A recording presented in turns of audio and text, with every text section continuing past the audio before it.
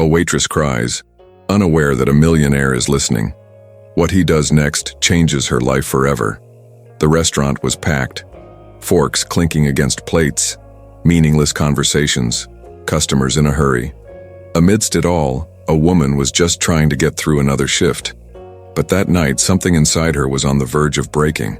She took a deep breath, held back her tears, but couldn't hide the pain. What she didn't know? Someone was watching her, and that man was no ordinary person. The scent of grease and stale coffee filled Harvey's Diner, a small restaurant on Atlantic Avenue in Brooklyn, New York. It was a simple place, with a flickering neon sign at the entrance, worn-out Formica tables, and a counter where lonely customers sipped coffee while checking the time. The night shift was always the hardest, and Martha Blake knew that better than anyone. At 53 years old, with over 3 decades of waiting tables, she no longer expected much from life.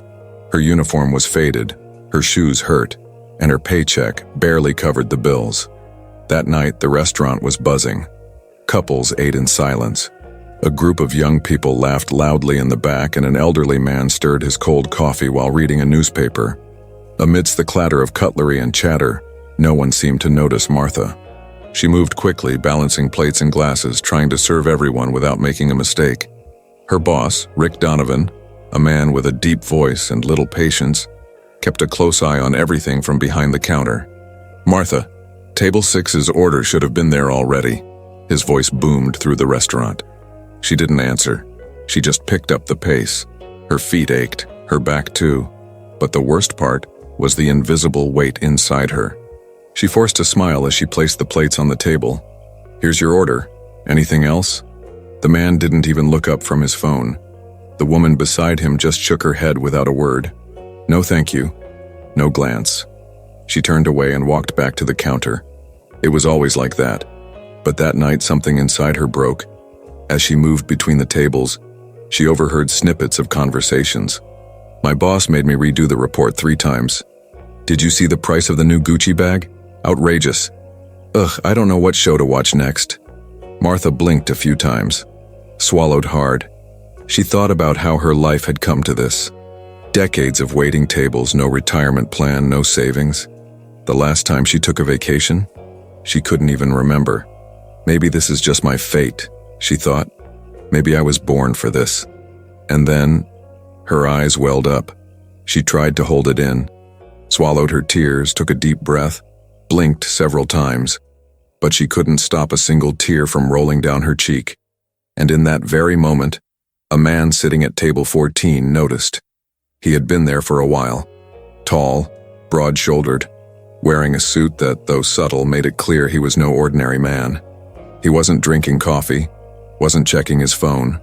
He was just watching. And when he saw the waitress shed that single tear, something in his eyes shifted. Martha didn't notice. She just wanted to finish her shift, collect her pitiful tips, and go home. But that man, he never looked away. He saw what no one else did. And what he did next would change everything. The clock on the wall of Harvey's Diner, a small, worn-out restaurant on Atlantic Avenue in Brooklyn, read 9:15 p.m. The crowd was starting to thin. But for Martha Blake, exhaustion was only getting worse. At 35, she never thought she'd still be waiting tables. Not that there was anything wrong with it. Honest work was honest work. But years ago, she had different plans for her life. Now, her dreams were tucked away somewhere in her memory, while the fatigue of long shifts and impatient customers took over her body. She tried to ignore the lump in her throat and kept moving between tables. No one seemed to notice her effort, but someone did. At table 14, a man was paying close attention to every detail. Tall, elegant, dressed in a sharp but understated gray suit. Theo Lancaster. He slowly rotated his glass of water between his fingers, but his gaze never left Martha. He saw what others ignored: the urgency in her steps, the way she hid her exhaustion, the invisible weight on her shoulders. Theo wasn't the kind of man to get involved easily, but when he saw that single tear roll down Martha's face, he felt something he couldn't ignore, and he knew he had to do something about it. As she served another table, Martha wondered how her life had ended up like this. She was smart, hardworking, and ambitious, But life didn't always go as planned. She had grown up in Newark, New Jersey, dreaming of studying business administration. But her plans changed when she lost her mother suddenly at 19. With a younger sister to support, Martha dropped out of college and started working as a waitress. The years passed. Her sister grew up, moved out, built her life. And Martha?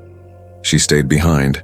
Now, at 35, she looked around and saw a restaurant that wasn't hers, serving customers who didn't know her name, living a routine she never chose. But there was no time to dwell on that now. "Waitress!"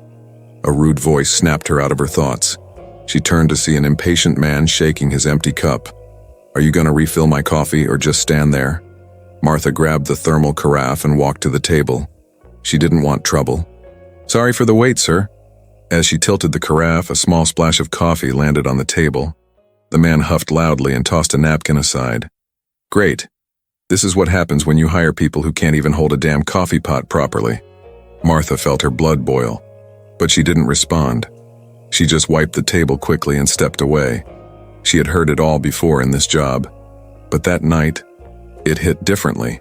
She turned toward the counter, taking a deep breath, but then she realized she wasn't alone. Theo Lancaster was already standing.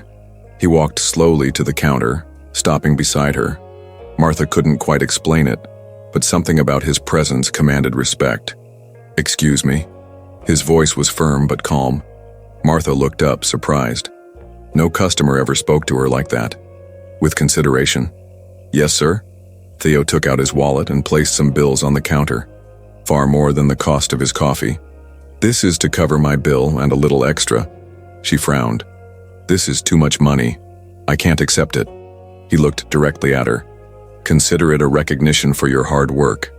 Before she could say anything, Theo turned and walked toward the door. But before leaving, he stopped. He looked at Martha one last time, and in that gaze, there was something different. It wasn't pity, it was respect. Martha stood there behind the counter, unsure of what to think. She didn't know it yet, but that wouldn't be the last time she saw Theo Lancaster. And the next time, her life would never be the same. The night deepened in Brooklyn, and Harvey's diner was almost empty. The floor still bore the marks of hurried footsteps. Empty cups were stacked on the counter, and the scent of stale coffee lingered in the air. Martha leaned against the counter for a moment, her arms sore from carrying plates and trays all night. But her mind was elsewhere. The man at table 14 wouldn't leave her thoughts. Theo Lancaster. She didn't even know his name yet, but there was something different about him.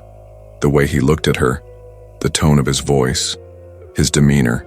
He wasn't just another customer. The tip envelope was still in her hand. She opened it slowly and saw the folded bills. $100. It didn't make sense. Why would a stranger give her that much money? Before she could think any further, Rick Donovan, the restaurant's owner, appeared in the kitchen doorway. "Martha, it's time to close up. Wipe down the last few tables and you're good to go." She just nodded, still trying to make sense of everything. But that night she didn't go straight home. The cold wind swept through the streets of Bedford-Stuyvesant as Martha walked to her building.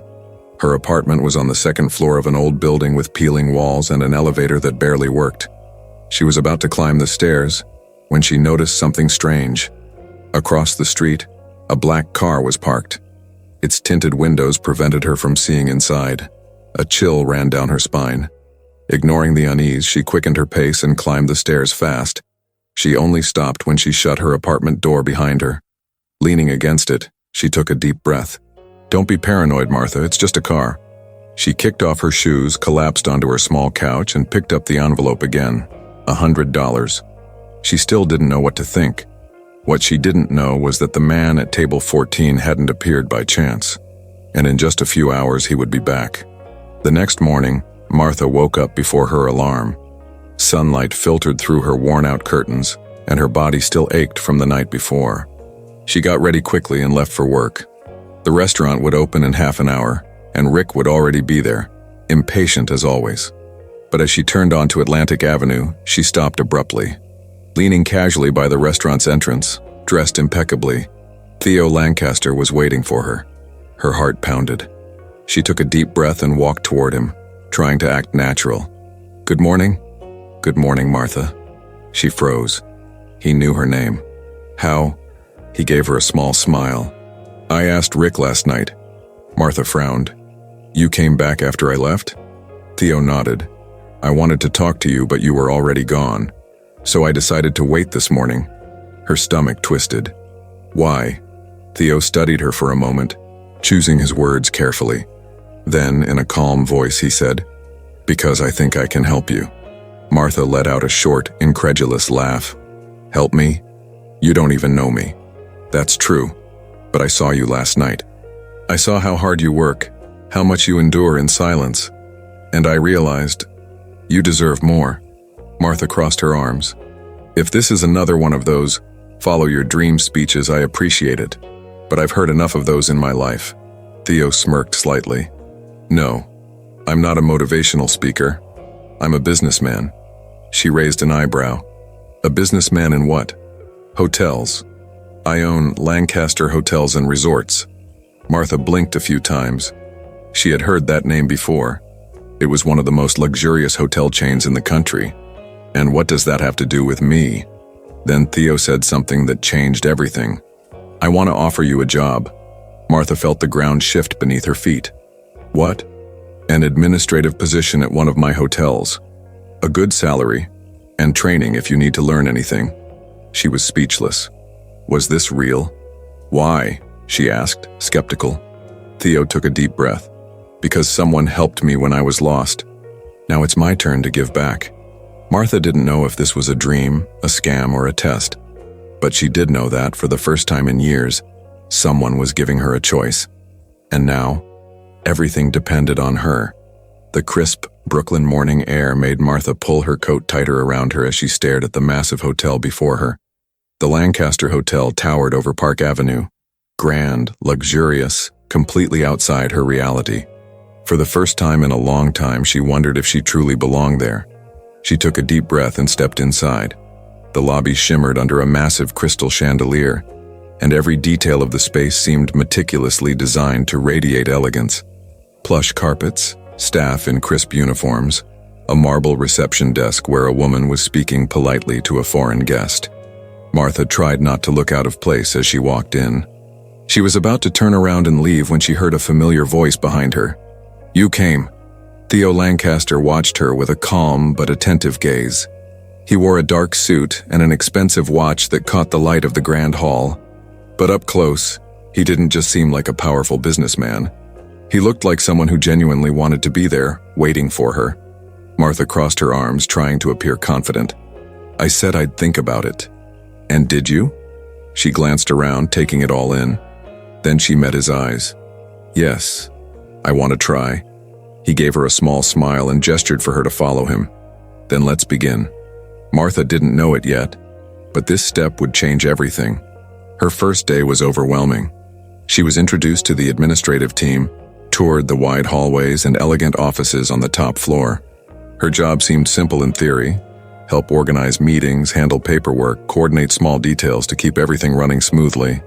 But the reality was very different. The people here spoke a language she didn't understand.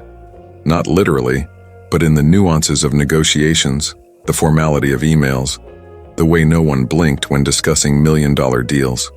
By the end of the day, Martha felt like she was moments away from being exposed as a fraud. As she left the office, she found Theo leaning against the wall near the elevator, as if he had been waiting for her. How was it? She let out a deep sigh, running a hand over her tired face. I have no idea what I'm doing. Theo chuckled. Welcome to the business world. Martha looked at him, serious. What am I doing here, Theo? Why did you pick me? His smile faded slightly. Because I saw something in you. She waited for him to elaborate, but he just held her gaze as if trying to say more without words. You just need to believe in yourself, he added. Martha felt a lump in her throat. It had been so long since anyone had said something like that to her. She lowered her eyes and nodded. Maybe it was time to start believing in herself. Days turned into weeks. Little by little, Martha began to understand the job. It wasn't easy, but something inside her was changing every day. She, who had always doubted her own abilities, was now sitting in important meetings. She learned to organize contracts, negotiate details, and keep her composure, even when she felt lost. But as much as she was growing, something inside her still felt heavy.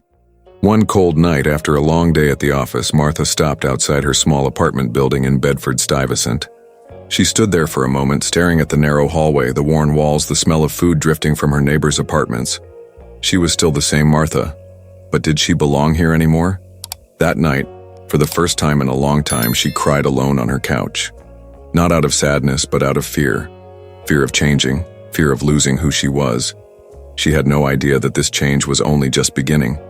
With each passing day, Martha felt like she was caught between two worlds. In the mornings, she woke up in her small Bedford-Stuyvesant apartment, made coffee in her old coffee maker, and squeezed into the packed subway. But the moment she stepped through the doors of the Lancaster Hotel, it felt like she was stepping into another reality. Inside, everything gleamed. The hallways smelled of expensive perfume, guests spoke in different languages, and the staff carried themselves with the effortless poise of people who had always belonged there. She did her best to keep up. She learned to speak with confidence, organize contracts efficiently, and even write emails as if she'd been doing it for years. But deep down, she still felt like an outsider. One Friday afternoon, after an intense meeting, Martha returned to her desk and opened her laptop. Her fingers hovered over the keyboard, but her mind was elsewhere. What was she doing here? Would she ever feel like she truly belonged? You've had that expression on your face for at least 10 minutes. She looked up to see Theo standing beside her desk. He wasn't smiling, but there was a hint of amusement in his eyes. What expression? The one of someone about to make a run for it. Martha let out a small laugh and shook her head. Sometimes it feels like everyone here knows exactly what they're doing. And me? Well, I'm just the girl who used to serve coffee and now organizes million-dollar meetings. Theo tilted his head slightly, thoughtful. Want to take a walk? She frowned. Now? Yes, now. He didn't wait for an answer. He just grabbed his coat and gestured for her to follow. Against her instinct to finish her work first, Martha stood up and walked after him. Theo led her to the private elevator, and minutes later, they stepped out onto the busy streets. They walked a few blocks to a small corner cafe where the warm scent of fresh bread filled the air. Martha glanced around, surprised. The place was cozy, simple. Nothing like the high-end restaurants where the hotel executives usually dined. Theo ordered 2 coffees and motioned for her to sit at a table by the window.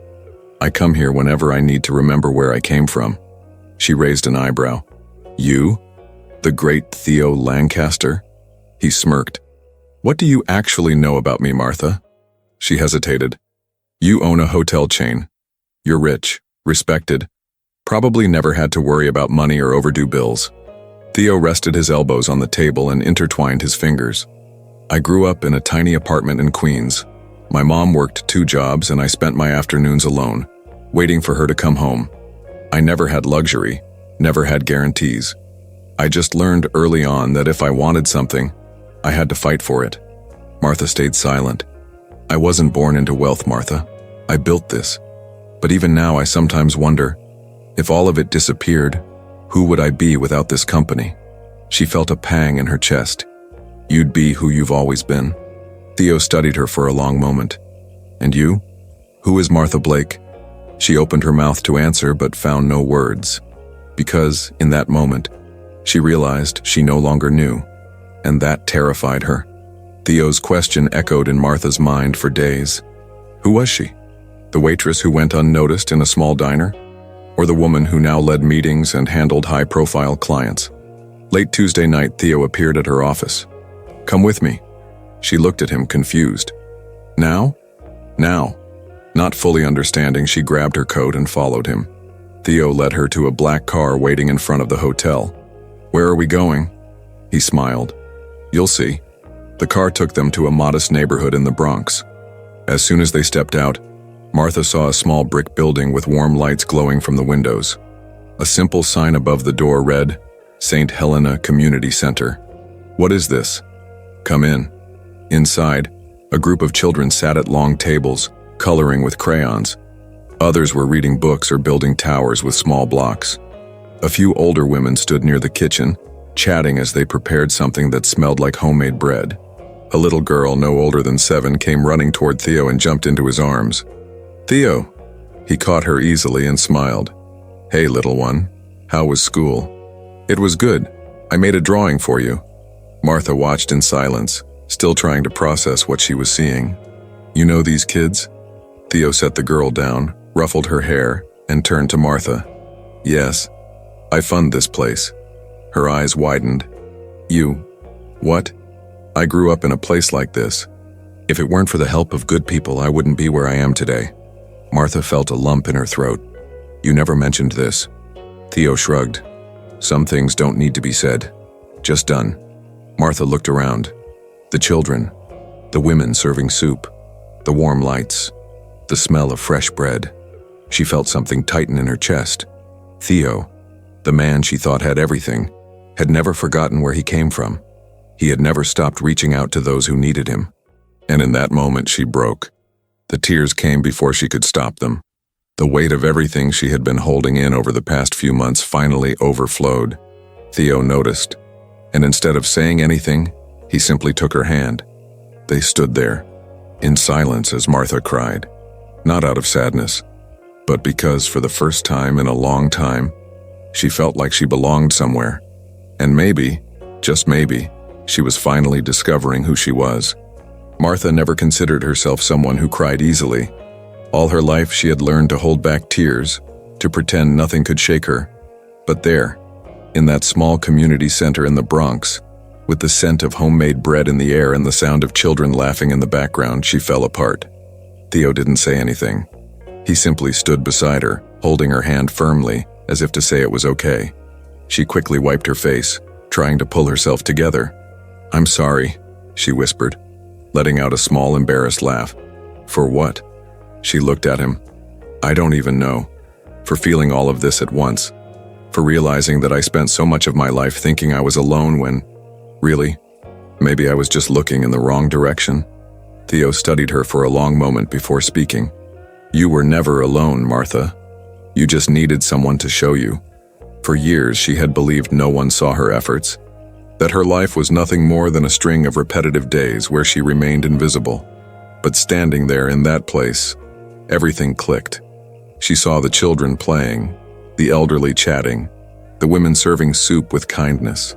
She saw Theo, a man who could have lived in absolute luxury but instead chose to spend his time helping those who truly needed it. And at that moment, for the first time since stepping into that hotel, she knew exactly what she wanted. The next morning, Martha woke up feeling lighter. She took the subway to Park Avenue, but this time, she didn't feel like she was heading somewhere she didn't belong. When she stepped into the Lancaster Hotel, she knew she had to talk to Theo. She knocked on his office door and walked in without waiting for a response. Theo looked up from his computer, surprised. "Good morning. I want to change roles." He raised an eyebrow. "What do you mean?" Martha took a deep breath. "I like the work here. I've learned a lot. But I don't want this anymore. I want something different." Theo clasped his hands together and studied her intently. "And what do you want?" She smiled, now completely sure of her decision. "I want to work at the community center. I want to help people who really need it, like those kids, like I once did." For a moment, Theo was silent. Then, the corner of his mouth lifted into a soft smile. "I was expecting this." "You were? You're not the kind of person who chases luxury, Martha. You chase purpose." She felt a tightness in her chest. He was right. Theo pulled an envelope from his desk drawer and slid it across the table toward her. "Here's your first official donation as the coordinator of the Lancaster project." Martha's eyes widened at the amount inside. "Theo, this is a lot of money." He smiled. "I trust you'll use it well." Tears welled in Martha's eyes again. "You really changed my life." Theo stood up and walked over to her. "You changed your own life. I just gave you a push." She laughed through her tears and without thinking hugged Theo. He returned the embrace, unhurried, as if that moment was more important than any meeting or $1 million contract. And for the first time in a long time, Martha knew she was exactly where she was meant to be. And you? If you were in Martha's place, would you have taken the job at the hotel or followed your heart to help others? Stay tuned for another story that will touch your heart. Click on the video appearing on your screen and watch the next one. See you there.